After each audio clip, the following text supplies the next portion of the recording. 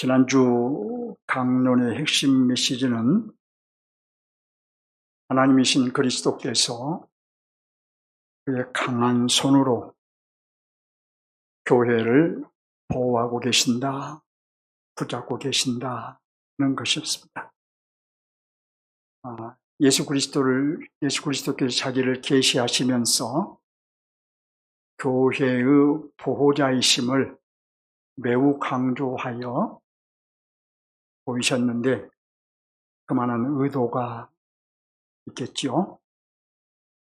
핍박받고 있는 교회를 위로하시고 또 용기를 주시고 믿음을 잘 지켜서 이기는 자가 되라는 것입니다. 그리고 지난주 본문에서 발견한 하나님의 나라는 보호자이신 그리스도를 신뢰하는 나라였습니다. 우리는 완성될 하나님의 나라를 소망하고 있기에 이 땅에서 반드시 이기는 자가 되어야 하는데 그리스도를 신뢰함으로 이기는 자가 될 수 있습니다. 어떤 환경을 만난다 해도 설사 사단이 융단 폭격을 쏟아부은다고 해도 예수 그리스도를 굳게 신뢰함으로 끝까지 마음을 지켜 이기는 자가 되어야 합니다. 주님은 이기는 자에게 생명나무의 열매를 주어 먹게 하겠다라고 말씀하셨습니다. 본문으로 들어갑니다. 주님은 사도 요한에게 나타나 이제 에베소 교회의 사자에게 편지하라고 하십니다. 사도 요한은 주님의 분부대로 에베소 교회에 편지를 쓰면서 먼저 자신에게 나타나 말씀하신 주님을 소개합니다.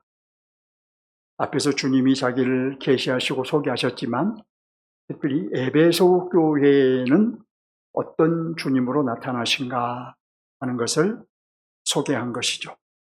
1절 중반절을 볼까요? 사도 요한은 주님을 오른손에 있는 7별을 붙잡고 7 금 촛대 사이를 거니시는 이로 소개하고 있죠. 1장 20절 중반절에 의하면 여기 7별은 7교회의 사자를 의미하며 7 금 촛대는 7 교회를 의미합니다. 그런데 지난주에도 말씀드렸던 것이지만 이 교회의 사자라는 말은 교회의 천사라는 뜻입니다. 이 사자라는 말이 원어 성경에서는 엥겔로이라고 되어 있어요. 엥겔로이는 천사라는 뜻이에요. 근데 우리말 성경에서 사자라고 번역을 한 건데 우리말 성경 번역이 많은 경우에 오류를 가지고 있습니다. 이 부분도 수정해야 될 부분이 아닌가 싶어져요. 아무튼 사자라는 말은 이제 어떤 의미로 한국교회가 이해하고 있는가는 잠시 후에 말씀드리겠지만 원어의 의미를 말씀드리면 천사라는 뜻이에요. 그래서 많은 경우에 이 교회의 사자를 교회를 맡은 목사라고 목회자라고 해석을 하는데 원의 의미는 엥겔로이 천사라는 뜻이라는 거예요. 그러면 이제 이게 무슨 의미일까? 당시 유대인들은 교회마다 그 교회를 주관하는 천사가 있다고 믿었기에 그리스도께서 그 천사를 붙잡고 계신다고 이해했을 것입니다. 교회마다 주관하는 천사가 있다고 믿었으니 주님께서 교회의 사자를 붙잡고 계신다라고 말씀하신 것은 교회의 목사를 붙잡고 계신다라는 말로 이해하지 않았을 거예요. 교회의 교회를 주관하는 천사를 붙잡고 계신다라고 당연히 그렇게 이해를 했을 거예요. 그리고 교회를 주관하는 천사를 붙잡고 계신다 하면 결국 이제 교회를 붙잡고 계신다는 뜻이에요. 교회의 목회자를 붙잡고 계신다는 뜻이 아니라 교회를 붙잡고 계신다는 의미인 거예요. 결국 요한은 주님을 어떤 분으로 소개한 것인가요? 첫째로 주님께서 그의 능력으로 교회를 붙잡고 계신 분으로 소개하고 있습니다. 둘째로 주님은 7 교회의 사자를, 교회를 거닐고 계시는 분, 곧 7 교회의 임재하여 계시는 분으로 소개하고 있습니다. 자, 이런 주님의 계시가 당시 핍박받고 있던 에베소 교회의 성도들에게는 어떻게 있겠습니까? 말할 수 없는 위로가 되었겠죠. 큰 핍박을 받고 있는데 자기들이 믿는 주님이 바로 자기들을 그렇게 강한 손으로 붙잡고 계신다. 또 교회 사이를 거닐고 계시며 임재하여 계신다라는 것이 얼마나 큰 위로가 되었겠습니까? 물론 우리에게도 큰 위로가 되는 말씀입니다. 지금은 주님께서 교회인 우리를 지키고 계시며 우리 중에 임재하여 계시기 때문이죠. 주님은 에베소 교회에게 내가 알고 있다고 하셨습니다. 그리고 자기가 알고 있는 것을 근거로 책망도 하시고 칭찬도 하셨어요. 어떤 점을 칭찬하셨을까요? 그리고 또 어떤 점을 책망하셨을까요? 본문 2절을 봅니다. 내 행위와 수고와 내 인내를 알고 라고 합니다. 여기에서 먼저 여러분들이 기억해야 될 것은 내 행위와 수고, 말은 이 말이에요. 말은 내 행위, 곧 내 수고와 인내를 알고 이런 말이에요. 이런 과를 보시라고 번역하는 것, 보설적과라고 여러 번 말씀드렸습니다. 먼저 어떤 행위, 곧 어떤 수고를 알고 계셨을까요? 2절을 보면 에베소 교회는 악한 자들을 용납하지 아니했습니다. 사도가 아니면서도 자칭 사도라고 하는 자들, 그들을 시험하여 그들의 거짓됨을 드러냈습니다. 그 거짓 교사들은 이제 본문 6절로 넘어가 보면 그들이 누구냐? 니골라 당이었어요. 니골라 당은 어떤 존재들이냐? 어떤 믿음을 가진 자들이었느냐? 육신은 악이요, 영은 선이라고 주장을 하며, 그런즉 육신으로는 무엇을 하든 죄가 아니다 라고 주장하는 이단들이었어요. 에베소 교회는 그 이단을 용납하지 않았습니다. 단호하게 배척을 했어요. 주님은 바로 이런 행위, 곧 그런 수고를 알고 계셨던 거예요. 다음으로 주님은 그들의 인내를 알고 계셨습니다. 본문 3절에 의하면 에베소 교회는 핍박을 잘 참아냈고 주님의 이름을 위하여 끝까지 견뎌내며 낙심하지 않았습니다. 주님은 이런 그들의 인내를 알고 계셨습니다. 과연 에베소 교회는 칭찬받을 만한 교회이지요? 우리 교회는 어떤 점을 칭찬받을 수 있을까요? 칭찬받은 에베소 교회는 근데 책망도 받았어요. 4절을 봅니다. 너를 책망할 것이 있다고 하십니다. 어떤 점을 책망하신가요? 너의 처음 사랑을 버렸노라고 하십니다. 에베소 교회가 버린 이 처음 사랑을 5절에서는 처음 횡이라고 말합니다. 전에 성경에서는 첫사랑이라고 번역이 되었는데 여기서는 처음 사랑이라고 번역한 것이 좀 더 뉘앙스가 좋은 것 같아요. 근데 5절에서는 그 처음 사랑이 뭐냐? 처음 횡이라고 말을 해요. 조금 전에 살펴본 대로 에베소 교회는 자칭 사도라 하는 거짓 교사 니골라 당을 단호하게 배척을 했습니다. 그런데 아마도 이 과정 속에서 성도들 간에 상당한 갈등이 있었을 거예요. 강경파들, 그들은 거짓 교사들과 조금이라도 연루된 자들이나 그들을 옹호하는 자들을 아주 가차없이 정죄를 했을 것이고, 온건파들은 그런 강경파들이 인간적으로 좀 지나치다고 생각을 했을 거예요. 이들 사이에는 그로 인해서 갈등이 있었을 것이고, 그 갈등으로 인해 에베소 교회는 사랑이 식었을 것입니다. 지체 사랑이 무너졌을 거예요. 서로 자기 주장을 강하게 하다가 이 지체 사랑이 무너져 버렸을 것입니다. 에베소 교회의 문제는 지체 사랑 곧 이웃 사랑을 실천하지 못한 것입니다. 이는 결국 하나님 사랑을 실천하지 못한 것이 이웃 사랑 곧 하나님 사랑이기 때문입니다. 그러니까 에베소 교회가 처음 사랑 또는 처음 행위를 버렸다는 것은 결국 하나님 사랑과 이웃 사랑을 버렸다는 의미인 것이죠. 에베소 교회는 주님께 책망을 받을 만했지요. 여러분, 우리 교회는 어떻습니까? 우리가 자꾸 우리 교회는 어떤가를 좀 살펴보아야 돼요. 왜냐하면 이 말씀은 결국 우리에게 주신 말씀이에요.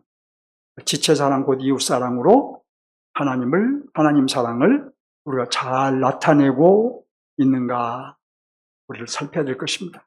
그런데 여러분들이 지금 대답을 하기 전에 이 질문을 마음에 담아둔 채 말씀을 계속 받으시기 바랍니다. 주님은 처음 사랑을 잃어버린 에베소 교회에 그 사랑을 회복하기 위해 이렇게 하라고 명하십니다. 어떻게 하라고 하셨을까요? 본문 5절인데 5절을 차근차근 보시기 바랍니다. 먼저 어디에서 떨어졌는지 생각하라고 하고, 이어서 회개하라고 하시죠. 그리고 이어서 처음 행위를 가지라고 하시죠. 주님은 먼저 그들이 갖고 있는 문제의 원인이 무엇인지 진지하게 생각해 보라고 하신 것입니다. 다음으로 주님은 해법을 제시하셨어요. 그 문제의 원인을 철저하게 회개하라는 거예요. 주님이 제시하는 방법은 회개하라는 것인데, 여러분, 회개는 단순히 뉘우치는 것이 아닌 것입니다. 우리는 잘못했다고 생각하면 뉘우치고 마는데, 뉘우치는 것은 회개가 아니에요. 회개는 주님이 원하시는 자리로 돌아서는 것입니다. 그래서 주님은 처음 행위를 가지라고 하신 거예요. 처음 행위를 가지라. 결국 무엇을 촉구하신 건가요? 그대로 잊지 말고 회복의 길로 나가라는 것이죠. 주님이 원하시는 교회로 돌아가라는 것이죠. 주님이 원하시는 성도로 돌아가는 것이죠. 지체 사랑, 곧 이웃 사랑을 실천함으로 하나님 사랑을 나타내라는 것입니다. 주님은 경고하십니다. 5절 중반절을 보면 만일 그리하지 아니하면 이렇게 경고하시고, 말은 즉 회개하지 아니하시면 심판하시겠다는 경고입니다. 어떻게 심판하겠다고 하신가로 본문 5절 하반절 봅니다. 주님이 내게 가서라고 하시죠. 주님이 직접 가시겠다는 거예요. 주님이 직접 찾아가시겠다는 거예요. 이것은 여러분 심판에 대한 주님의 강력한 의지를 나타내신 것입니다. 회개하지 않으면 반드시 심판하시겠다는 뜻이에요. 이어지는 말씀을 보시기 바랍니다. 내가 내게 가서 그 다음에 내 촛대를 그 자리에서 옮기리라. 여러분 앞에서 촛대는 교회라고 말씀드렸죠? 제가 말씀드린 것이 아니라 성경이 그렇게 해석을 했어요. 교회라고 주님이 해석을 해주셨어요. 1장 20절에서 따라서 에베소 교회가 회개하지 아니하면 주님께서 에베소 교회를 직접 찾아가셔서 그 자리에서 촛대를 옮겨버리겠다고 하신 거예요. 상당히 무서운 경고죠. 이 경고는 무슨 의미냐? 교회의 가장 멋진 사명이라고 할 수 있는 복음을 전하는 사명을 다른 교회로 옮기겠다는 것입니다.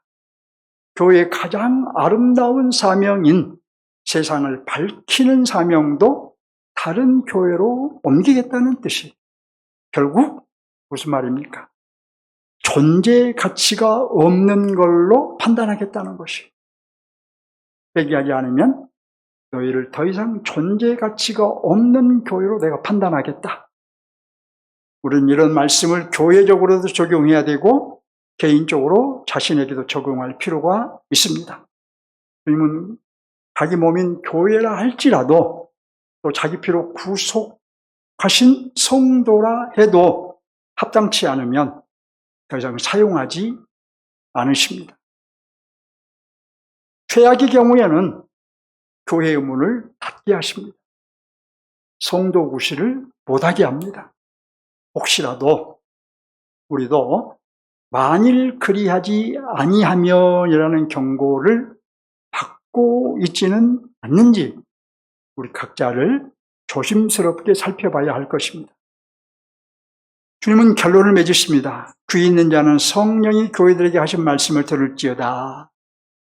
그리고 오늘 말씀을 듣고 회개하는 이가 곧 이기는 자라고 하시며 이기는 자에게 놀라운 것을 약속하셨습니다. 7절 중반절을 봅니다. 이기는 그에게는 내가 하나님의 낙원에 있는 생명나무의 열매를 주어 먹게 하리라. 먼저 본문에서 말하는 이기는 자는 누군가요?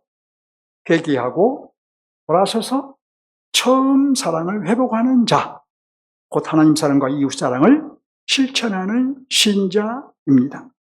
나가서 당시에 가해졌던 핍박에 굴하지 않고 자신의 생명을 걸고 믿음을 지키는 신자입니다. 결국 본문에서 이기는 자는 승리하신 그리스도의 삶과 또 그 승리를 재현하며 사는 그리스도인이라고 말할 수 있겠네요. 그에게는 무엇을 주겠다고 하신가요? 생명나무의 열매를 주겠다고 하십니다. 그러면 이제 생명나무의 열매가 무엇일까? 생명나무는 십자가를 의미합니다. 갈보리 산에 세워졌던 십자가가 지금은 낙원에 심겨져 있어요. 갈보리 산에 세워졌던 그 십자가는 마른 나무였으나 그리스도께서 십자가에서 피 흘려 죽으심으로 지금은 잎도 무성하고 열매도 풍성한 나무로 낙원에 심겨져 있습니다. 낙원에 심겨진 생명나무의 열매, 그 십자가의 열매는 뭐겠습니까? 죄사함, 의롭다함, 또는 구원, 바로 이런 열매라고 말할 수 있어요. 아니, 말해야 돼요. 결국 생명나무의 열매를 주어 먹게 하겠다 하시면 구원받은 자들이 하나님의 나라에서 하나님의 풍성한 생명을 누리게 하시겠다는 거예요. 누구에게? 이기는 자에게. 그러니까 주님께서 에베소 교회에 부탁하신 것은 회개하고 돌아서서 교회로서의 존재 가치를 인정받을 뿐만 아니라 하나님의 풍성한 열매를 누리며 사명을 감당하라는 것입니다. 또한 지금까지 그랬던 것처럼 생명을 다하기까지 믿음을 지켜내라는 것이죠. 이제 본문의 중요한 점을 짚어보겠습니다. 첫째로 주님은 에베소 교회의 수고와 인내를 칭찬하셨습니다. 거짓 교사인 니골라당을 배척한 수고와 주님의 이름을 위하여 인내한 것을 칭찬하셨습니다. 둘째로 책망도 하셨습니다. 처음 사랑, 처음 행위를 잃어버린 그것을 책망하셨어요. 이 책망은 결국 하나님 사랑과 이웃 사랑을 잃어버렸다는 책망이죠. 셋째로 주님은 칭찬과 책망 중 어디에 무게중심을 두셨을까요? 한번 생각해 보세요.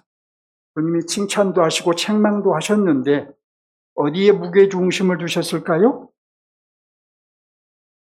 만일 회개하지 않으면 촛대를 옮겨버리겠다고 하실 정도로 책망에 무게중심을 두셨습니다. 이 책망의 의도는 이기는 자가 되라는 의도이죠. 생명나무의 열매를 먹는 자가 되라고 하신 것입니다.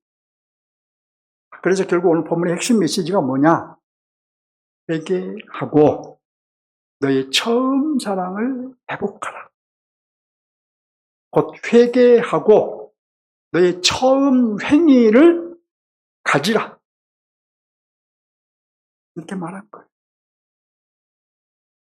특별히 여러분, 영적인 싸움을 하는 중에 발생한 모든 갈등을 극복하고 용서할 지체는 용서하라는 거예요. 포용할 지체는 포용하고 감싸줄 지체는 감싸주는 등 지체 사랑을 통해 하나님 사랑을 실천하라는 거예요.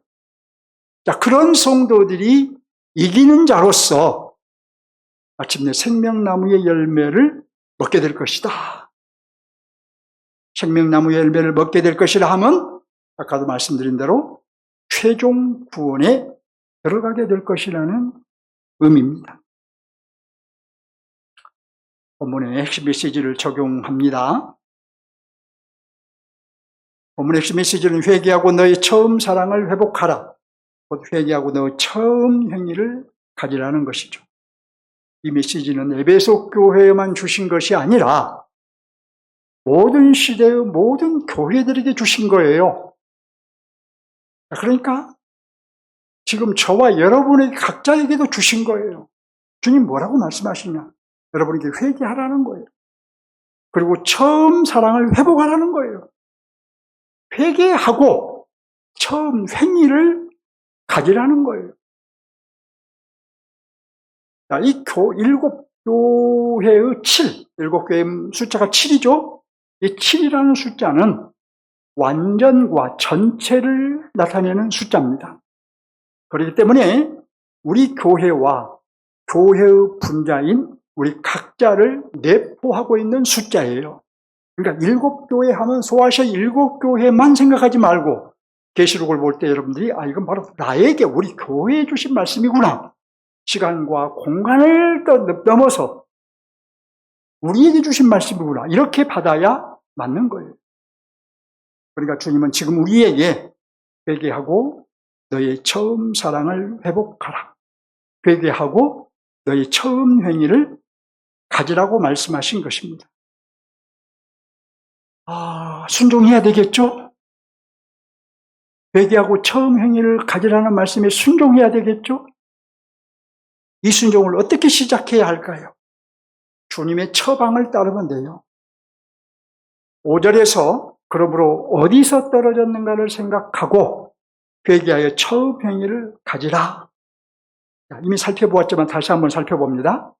첫 번째 처방이 뭡니까? 어디서 떨어졌는가를 생각하라는 것이에요. 두 번째 처방은 회개하라는 것이에요. 세 번째 처방은 처음 행위를 가지라는 것이에요. 우리가 먼저 해야 될 일은 그러므로 어디에서 떨어졌는가? 이 떨어졌다라는 말은 추락했다는 거예요. 나는 나의 신앙과 영적인 상태가 추락한 지점을 찾으라는 의미예요.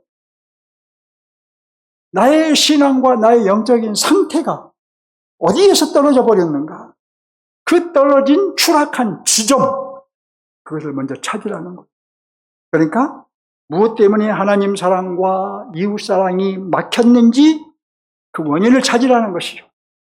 내 탐심이 너무 커서 추락해 버렸는지, 자기를 너무 사랑해서 추락해 버렸는지, 자기만 생각하는 자기 주장이 너무 강해서 추락했는지, 도대체 어떤 점으로 인해 추락해 버렸는지 우리는 그 원인을 찾아야 돼요. 지금 주님이 그걸 먼저 찾으라고 말씀하고 계시잖아요. 그 원인을 먼저 찾아서 철저하게 회개하고 다시 처음 사랑, 그 처음 행위를 가져야 합니다. 하나님 사랑과 이웃 사랑을 실천해야 돼요. 만약 그렇지 않으면 어떻게 될까요? 크게 후회하게 될 것입니다. 나의 추락 지점을 찾아서 회개하지 아니하면, 곧 추락한 원인을 찾아서 처음 행위를 갖지 않으면 우리의 존재 가치가 위협받을 수 있기 때문이에요. 촛대를 옮겨버리겠다 하셨잖아요. 그건 우리의 존재 가치가 없는 것으로 판단하겠다는 것. 여러분, 무서운 경고 아닙니까? 만일 고쳐야 할 지점을 고치지 않으면 우리는 교회적으로나 개인적으로나 은혜 안에 거할 수 없을 것입니다. 존재 가치를 인정받지 못하는데 어떻게 은혜 안에 거하겠습니까? 예수 그리스도께서 말씀하시기를 추락 지점, 그 추락 원인을 찾아서 그것을 회개하여 처음 행위를 갖지 아니하면 내게 가서 직접 가시겠다는 거예요. 내 촛대를 그 자리에서 옮기리라. 이렇게 말씀하셨기 때문에 저는 말씀을 준비하면서 이 메시지를 이렇게 적용을 했습니다. 저의 적용을 들으면서 여러분도 결의를 다지시기 바랍니다. 저는 목사로서 내 추락지점이 어딘가 곰곰이 생각해 봤어요. 그런데 바로 초심을 잃어버린 것이 내 추락의 원인이구나. 이런 생각을 하게 됐어요. 하나님을 아는 지식이 커지면서 아울러 교회에 대해서 배워가면서 모태로부터 신앙생활을 했지만 들어보지도 못한 이 진리를 듣고 배워가면서 거룩한 소명, 그때 가졌던, 그때 내가 품었던 거룩한 소명의식이 식어버린 것이 바로 나의 추락 지점인 것 같다는 것을 생각을 했어요. 그래서 처음 교회를 세울 때의 마음과 자세로 다시 돌아가서 그때의 주님 사랑과 교회의 사랑을 회복해야 할 것 같습니다. 내가 기성교회에 들어가서 소신껏 목회하지 못하느니 개혁교회의 이상을 실현하는 교회를 세우겠다고 다짐했던 30년 전 그때로 돌아가야 할 것 같아요. 그때의 마음과 자세를 굳게 다시 잡아야 될 것 같아요. 그래서 마지막까지 바른 교회를 이루기 위해 바른 말씀을 선포하고 기도하며 내 자신과 싸우면서 여러분과 함께 거룩한 행보를 해가야 할 것입니다. 여러분에게도 의무가 책임이 있어요. 그게 뭐냐? 이렇게 제가 다시 초심을 회복하고 가고자 할 때 여러분 브리스가와 아굴라 같은 저의 동역자가 되셔서 바로 저와 함께 바른 교회를 이루어 가셔야 할 겁니다. 반드시 그렇게 하셔야 돼요, 여러분도. 지금 제가 진지하게 할 일은 분명합니다. 만일 회개하여 처음 행위를 갖지 아니하면 내게 가서 내 촛대를 그 자리에서 옮기리라고 강력한 의지를 밝히신 예수 그리스도, 그분만 의식해야 되는 줄 압니다. 저를 위해서도 주님만 의식하는 것이 100번 맞는 것이고 여러분을 위해서도 주님만 의식하는 것이 100번 맞는 것입니다. 그래서 오늘 말씀을 준비하면서 제가 이렇게 적용한 것은 매너리즘에 빠진 나의 사역, 매너리즘에 빠져서 지금 내가 사역을 바르게 하고 있는지, 내 안에 열정이 있는지 돌아보고, 또 흐려진 나의 비전, 30년 전 일산에 들어오면서 개혁교회의 이상을 실현하는 교회. 그러니까 이 말을 좀 어려워해서 제가 바른 교회라고 바꾼 거예요. 이 개혁교회의 이상을 실현하는 교회를 세우겠다고 다짐하고 아내와 함께 일산에 들어왔는데 그런 생각과 마음과 또 주변의 내 주위의 내 환경을 돌아보면서 나로 목사로 불러서 세우신, 그래서 하나님의 교회를 맡기신 예수 그리스도를 의식하지 못하고 있음을 왔기 때문에 얼마 전에 시차례를 모였는데 젊은 목사님이에요. 그 교회에서 시차를 가졌는데 젊은 목사님이 상당히 나도 그렇게 목회를 못했던 것 같은데 그 목회를 하고 있고 성도가 오면 그분이 등록하기를 바라지 않고 그분을 한 달이고 두 달이고 양육을 해서 그 다음에 예수 그리스도를 자신의 주와 구주로 확고하게 확실하게 고백하면 그때 성도로 받는다. 왜 그러냐? 자기가 보니까 성도가 교회를 선택하는 것이 아니고 교회가 성도를 선택하게 되어 있더라는 거예요. 그렇게 깨달았다는 거예요.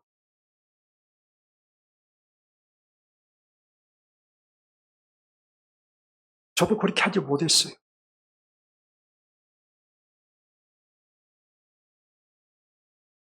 그분에 대해서 제가 시차례에서 몇 번 보고 들었는데, 이제 그분의 교회를 가면 그분 목사님이 설교를 해요.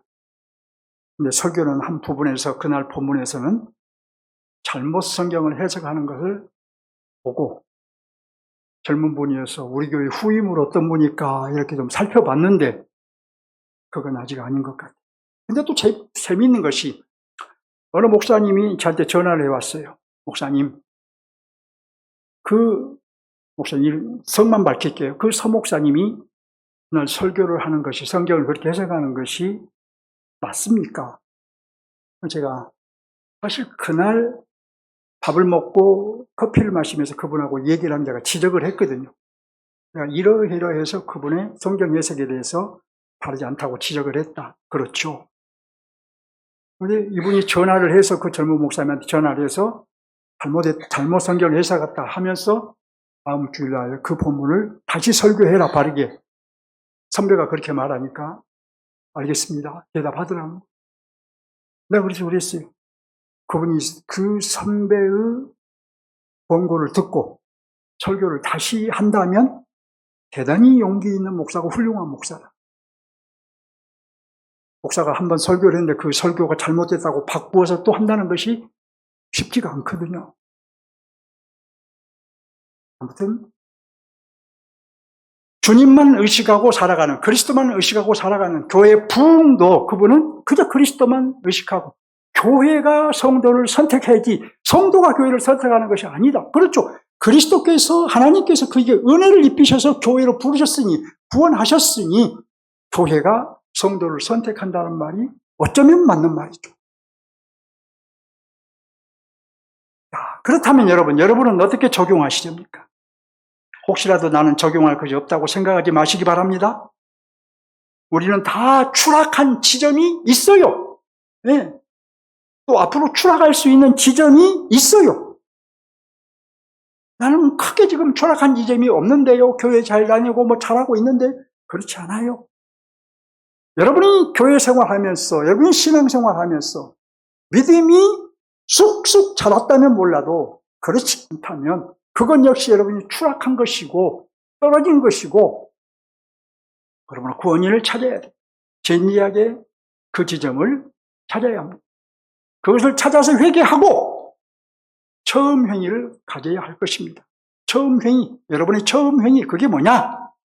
성도로서, 관사로서, 장로로서 회개할 것은 회개하고 주님을 인격적으로 만났던 그때의 마음과 자세, 주님을 처음 만났을 그때의 마음과 그 자세, 또 직분을 받았던 그때의 마음과 자세 회복해야 돼요.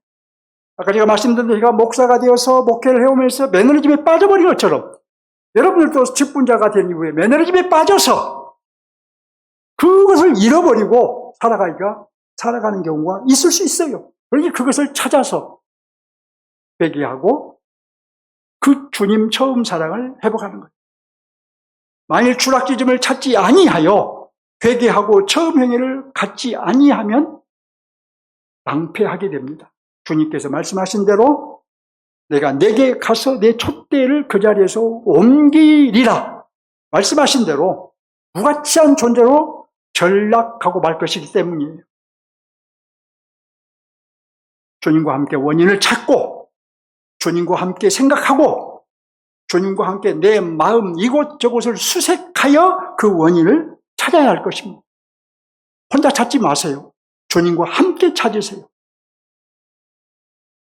그리고 철저하게 회개하고 처음 주님을 사랑했던 그 사랑을 회복해야 할 것입니다. 자, 중요한 얘기가 있어요. 저도 그렇고 여러분도 그렇고 얼마 후에 낙원에서 주님이 주시는 생명나무의 열매를 먹어야 하기 때문이에요. 주님 곧 재림하실 것이고 완성된 하나님의 나라에 들어가서 새 땅에 들어가서 주님이 주시는 이 생명나무의 열매 먹어야 됩니다. 그러니 반드시 나의 추락지점을 찾아서 회개하고 처음 행위를 가져야 되겠죠. 마치 여러분 이스라엘의 목적지가 가나안 땅이었던 것처럼 그들이 출애굽해서 광야 40년을 가는 동안은 그들의 목적지가 가나안 땅이었잖아요. 그런 것처럼 우리의 목적지가 어딥니까? 우리가 지금 신앙생활 해가는 목적지가 어딥니까? 우리가 지금 교회생활 하면서 성도로 살아가는 목적지가 어딥니까? 이 땅에 있습니까? 아니잖아요. 우리의 목적지는 생명나무가 있는 낙원이니 우리는 이 땅에서 방황하지 말고 이기는 자가 되시길 주님의 이름으로 축원합니다. 여러분, 지금 오늘 이 말씀이 저에게도 여러분에게도 굉장히 우리가 계시록이 이런 내용이구나 이렇게 받을 것이 아니라 엄청난 우리에게 좀 경고를 하고 계세요. 칭찬의 무게중심이 있는 것이 아니라 책망의 무게중심이 있다고 말씀드렸잖아요. 지금 주님 우리를 책망하시면서 회복하라. 처음 행위를 가지라. 말씀합니다. 둘째 하나님 나라 관점에서 적용하겠습니다. 계시록의 하나님 나라는 완성될 하나님의 나라입니다. 그렇다면 본문의 하나님 나라는 어느 면을 보여주고 있을까요? 주님은 회개하고 처음 행위를 가지라고 하면서 그렇게 이기는 자에게 약속을 하셨어요. 내가 하나님의 낙원에 있는 생명나무의 열매를 주어 먹게 하리라. 그런즉 본문이 보여주는 완성될 하나님의 나라는 생명나무의 열매를 먹는 나라. 우리가 이렇게 말할 수 있겠죠. 완성될 하나님의 나라를 소망하고 있는 저와 여러분은 추락한 지점을 찾아서 회개하고 처음 행위를 가짐으로 그리스도께서 주실 생명나무의 열매를 먹어야 할 그리스도인입니다. 먹어야 하는 그리스도입니다. 따라서 우리는 책망을 겸손하게 받아들여서 자신을 고치고 변화되어 이기는 자가 되어야 합니다. 이 자를 이기고 사단의 계략을 분별하여 주님이 당부하신 대로 우리는 이기는 자가 되어야 돼요. 에베소 교회가 처음 사랑을 잃어버린 그 이유를 보면 우리 문제를 발견할 수 있어요. 에베소 교회는 거짓 교사인 니골라당을 배척하면서 칭찬받을 일이었잖아요. 주님이 칭찬하셨잖아요. 그런데 거짓 교사들과 조금이라도 연루된 자리나 옹호한 자들을 가차없이 정죄해야 한다라는 강경파, 그리고 그렇게 하는 것은 인간적으로 너무 지나치다고 생각하는 온건파, 이 강경파와 온건파가 대립을 했어요. 근데 주님은 여기에서 누가 잘했다 이런 말씀 안 하셨어요. 다만 그 갈등으로 인해 에베소 교회는 사랑이 식었다는 것을 지적했어요. 처음 행위를 잃어버렸다고 지적했어요. 지체의식이 무너져버렸다고 지적하셨어요. 강경파가 잘했다, 온건파가 잘했다 이렇게 말씀하시지 않았어요. 주님은 그들에게 다만 너 때문이다라고 핑계하지 말고 너희 모두가 강경파든 온건파든 너희 모두가 다 회개하고 처음 사랑을 회복하라고 하셨습니다. 지체를 사랑했던 처음 행위를 가져야 하는 거예요. 그렇게 하는 것이 곧 이기는 삶이고 생명나무의 열매를 먹을 수 있는 삶이라고 말씀하신 거죠. 교회 여러분, 우리는 에베소 성도들과 동일한 성도입니다. 우리도 그들처럼 이미 구원받았으나 아직은 연약하고 아직은 자기 주장을 하는 등 옛자를 가지고 있어요. 저도 여러분도 다 거기서 거기에요. 그러므로 우리도 분명하게 회개할 것이 있을 것이고, 특별히 우리가 회개하여 회복해야 할 것은 한마디로 뭐냐? 하나님 사랑과 이웃 사랑이야. 지체 사랑으로 하나님 사랑을 나타내는 거예요. 그러니까 우리는 어디에서 하나님 사랑이 식었는지, 어디에서 지체 사랑이 식어버렸는지 살펴보셔야 돼요. 무엇이 하나님 사랑을 막고 있는지, 무엇이 지체 사랑을 막고 있는지 살펴보셔야 돼요. 무엇 때문에 이웃 사랑이 밋밋해져 버렸는지 따져보셔야 돼요. 하나님 사랑과 이웃 사랑은 우리의 삶을 거룩한 삶으로 회복하는 처음 행위예요. 이것을 회복하면 이기는 자가 될 수 있을 것이고, 주님께서 주시는 생명나무 열매를 먹게 될 것입니다. 지금 성령께서 우리 각자에게 하시는 말씀을 듣기 바랍니다. 성령께서 말씀으로 지적하실 때에 주님 그렇습니다, 성령님 그렇습니다 라고 인정하시고 용기를 내어 회개하고 지체 사랑을 실천하시기 바랍니다. 지체 사랑은 곧 주님을 사랑하는 것이고, 하나님께서 아들의 피로 세우신 하나님의 교회를 사랑하는 것이기 때문입니다. 이제 말씀을 읽겠습니다. 주님은 라오디아 교회 성도들에게 말씀하셨어요. 내가 내 행위를 아노니 내가 차지도 아니하고 뜨겁지도 아니하도다. 내가 차든지 뜨겁든지 하기를 원하노라. 주님은 한순간도 우리를 밋밋하게 사랑하신 적이 없습니다. 주님은 한 번도 우리를 미지근하게 사랑하신 적이 없어요. 주님이 우리를 피 흘리시기까지 사랑하셨듯이 우리도 지체들을 그렇게 뜨겁게 사랑해야 합니다. 주님이 우리를 자기의 생명으로 사랑하셨던 것처럼 우리도 그런 자세로 지체들을 사랑해야 돼요. 주님은 지금도 그런 사랑 우리를 사랑하고 계시니 우리도 지금도 앞으로도 그런 사랑으로 지체를 사랑해야 돼요. 만일 우리가 지체를 미지근한 사랑으로 사랑하고 있다면 그건 주님이 원하시는 교회라고 말할 수 없어요. 이 예언의 말씀을 읽는 자와 듣는 자와 그 가운데 기록한 것을 지키는 자가 복이 있나니 때가 가까웁니다. 주님을 향해